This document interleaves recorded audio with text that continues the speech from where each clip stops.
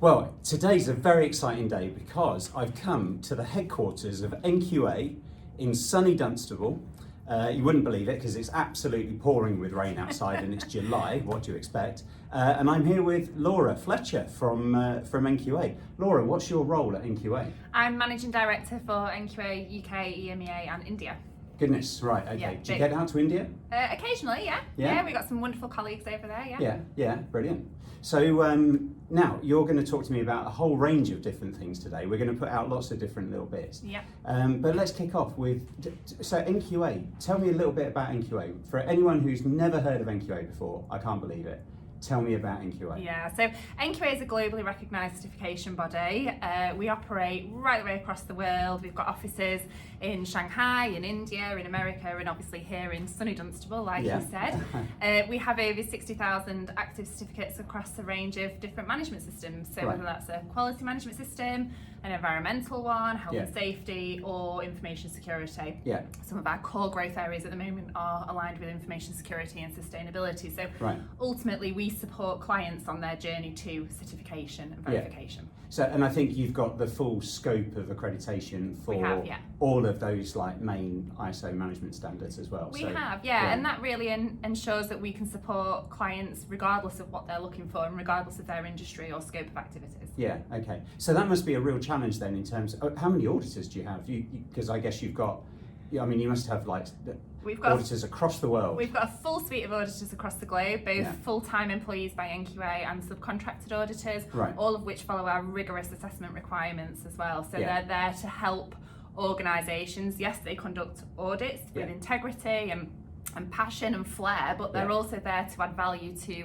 our clients, to their clients' organisations through their knowledge, their experience, their thorough auditing techniques. And I think at the end of the day, it's important to recognise that our auditors actually have been sat in our clients' shoes at some point. So actually they understand it. They're humans at the end of the day, they're there to provide experience and guidance and a thorough audit that really adds value to our clients' businesses. Well, we'll definitely find out later because we're going to ask Archie, are they human? That's the big question. There we go. Superb. So you said that the growth areas for you, so you've got a lot more businesses coming to you saying they need assurance for sustainability, for carbon, I'm guessing, and also for information security. Yeah. So, and give us a scale of that. So what's the most common standard that everyone's got? Is 9001 still the most common? I think 9001 is still the kind of foundational standard for most organisations, shows that they are acting with quality and putting the customer at the heart of their organisation. But more and more these days we're seeing organisations that have multiple standards that are integrated.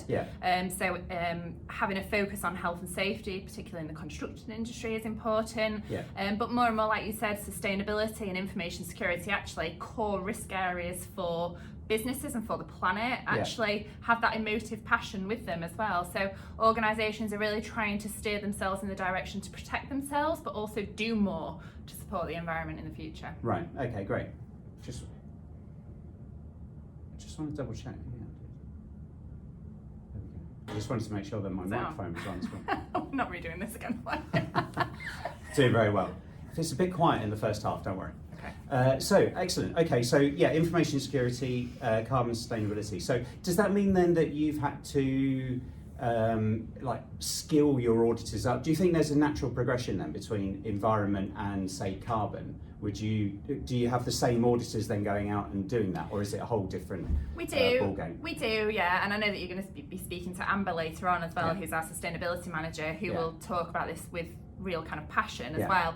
But I mean, I think it's a natural progression for individuals that have got an environmental background and want to embrace the impact of carbon and their sustainability footprint, certainly. I do think there's a slightly different skill set there in terms of the actual verification requirements and the actual carbon background compared to environmental, but we are upskilling all of our environmental assessors to be able to support us on our carbon and sustainability journey and services to our clients.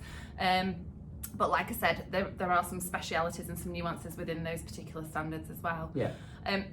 All of our auditors, though, are capable and competent of auditing against multiple standards. Right, okay. So what we try to do is where we see clients that are looking to embrace more than one standard, actually, we can provide them with the same auditor that can really support and add value. So rather than going through the same contextual requirements, for example, of a standard for 9001 and repeating it again in 14 or in 27001, actually our auditors now can really understand that across multiple standards, ensuring that they're only having one conversation instead of three conversations about the same topic. And that's a really important thing, because I think the last thing that companies want is, if you've got three standards, quality, environment and health and safety, you've then got three different auditors coming in and asking those same, the framework is Annex A, and so the processes for non-conformance are often common. So actually having the wherewithal to be able to kind of say, yeah, that's good for all of them. Absolutely. Is a useful thing. Yeah. Absolutely. So what's the challenges then? You've been a little while in this role now, I think. Yeah,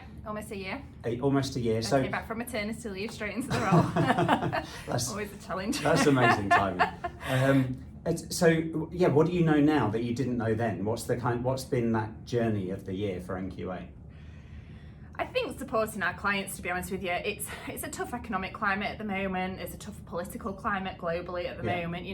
There's a real shift. There's a focus on risk identification, and I think actually the international standards are geared up well to support organisations that are risk focused and analyse and try and support themselves on that journey, mitigating as many risks as they possibly can. Our business has been well prepared to do that for many years, since kind of pre-COVID anyway. We kind of geared ourselves up in that direction, and it's really important that we continue to support those clients on that risk journey, giving them that added value, giving them the experience that our assessors are gaining from their background, from their history, from their career progression as well, but also from other clients in different industries and what they're witnessing day in, day out, and how they can reflect on that and bring that into our other clients' businesses too. So then now, pushing that onto next year, what does the next year look like for NQA then? Yeah, I think 2025 we'll see our clients continue to focus on 27001 and cyber risk mitigation. It's cropping up in the news day in, day out now. Just last Friday there was a huge outage, and it really does actually just show how fragile our world is, whether you look at that from a sustainability perspective or from an information security and cyber perspective. The technology that we're utilising actually is having a big impact on our day-to-day lives now, positively and negatively. So I think it's important that in 25, 26, 27 and beyond, NQA as an organisation continues to support our clients in those core areas that really are the conversations now and of the future. Yeah, so that's a really fascinating answer, because I asked one of your previous MDs about 15 years ago, what is it that makes NQA special? And he said, because we stick to the knitting. It's the core stuff that's important. Because there's kind of a lot of noise as well in standards as well, isn't there? I mean, I know there's AI, there's sustainable events, and then there's a whole raft of ISO standards that are sort of coming out all the time, and it would be easy to lurch between all of those. How do you balance new standards that are coming into sort of the existing 9, 14 and... Very cautiously, to be honest with you. And I think it's important that we keep our ear to the ground and we listen to our clients and our consultants and what they're telling us happens across the industry. AI, for example, there is a new standard out for AI, but our role as a certification body, and actually within the testing, inspection and certification industry, is to govern AI. It's not to tell an organisation how to or what to do or not to do. It's the governance aspect of it, and that's the whole purpose in management systems. It's having the right framework, the right processes in place that actually support an organisation on whatever journey they go on. So I think, yes, my prior MD, whoever it was 15 years ago, is probably right that the core standards really are the kind of knitting piece of our organisation, but it's important actually that we look ahead at the journey that our clients are also on to ensure that we can continue to support them, not just today, but in the future as well. Yeah, very good. Super. I'm back with Laura. Laura, who's the Managing Director of NQA. As she's been telling us, they've got hundreds of auditors all around the world, but you're UCAS accredited. Have you got other accreditations as well, like ANAB and all that sort of stuff? So we, in the UK, our core accreditation body is obviously the United Kingdom Accreditation Service, UCAS, but we're also recognised globally by local accreditation bodies too, so ANAB, CNCA, Accredia, etc. Yeah, okay. What's the value of that? Because there is an enormous, inordinate amount of money in unaccredited certifications. Mm-hmm. So what's the value of having those accreditations to NQA? I think the value for us to actually have that accreditation is what we pass on to our customers. So UCAS, as an example, that's an internationally recognised brand. It symbolises trust, it symbolises quality, it symbolises actually that NQA as a certification body are going through the same as what our clients go through with NQA. You know, we ensure that we are providing a thorough audit that's conducted in the same mechanism as any other accredited certification body, against an international standard, and actually most importantly with integrity, and that everything that we do happens with integrity. So when we talk about the value of UCAS accredited certification, yes, it's about a thorough audit, but it's actually about that integrity of the certificate that's on the client's wall as well. Right. So when you look at that, I know full well that if I see an NQA UCAS accredited certificate, I know that we have done a thorough, impartial, value-added audit to that customer. Yeah. And I know that that certificate symbolises quality or environmental or health and safety, and that it can be internationally recognised. Yeah. In practice, what that actually means is that that client with that NQA accredited or UCAS accredited certificate from whichever certification body on the wall, it means that they've gone through that thorough process, they've had a robust audit. It means that their clients can trust them and rely on the fact that they have an ISO 9001 quality management system in place. And it means that actually when they go for tenders, say for example, if they're wanting to do some government procurement or they're wanting to get involved with a public body, more and more often now, they're requiring not just a 9001 certificate, but a UCAS accredited or equivalent 9001 certificate. So that is a key to doing business for our clients. It's a key, it opens doors, it unlocks tender requirements, and actually it enables them to grow and progress, ensuring that actually they have the right processes in place and that they have a robust management system that's been audited. So just unpacking it a little bit behind the scenes, so there's a certificate on the wall, they've had a good audit. That's not where it stops though, is it, I think? Because there's a whole load of back office functions that happen. There's lots of things, yeah. So obviously quite often a client can come to us and say, hey Laura, I'm really interested in 9001. What do I do? How do I even begin to get there? What is a quality management system? Well, if I was to tell them exactly what to do, NQA could not go in then and audit that client from an impartial perspective. So our audit wouldn't be done in a thorough manner with integrity. So when we unpack that, what we're actually looking at is making sure that when we are going in and we're auditing a client, we're doing it from a third party perspective. We've never seen that client's management system before, or never implemented it or done anything to influence what that management system has. Yes, we can audit it and we can look at it remotely and thoroughly through, third party eyes, but ultimately we have not influenced the detail that sits within that management system and that framework.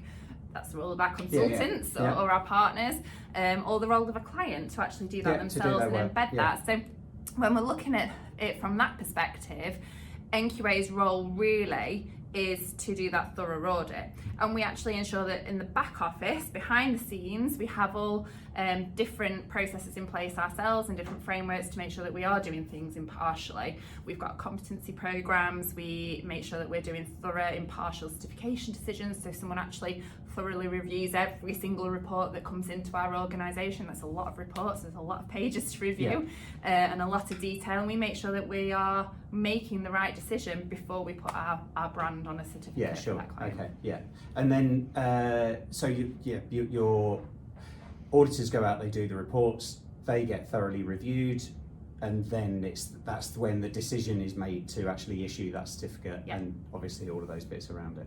Superb stuff. One final question then. On the it's not a massive question, it's just a question.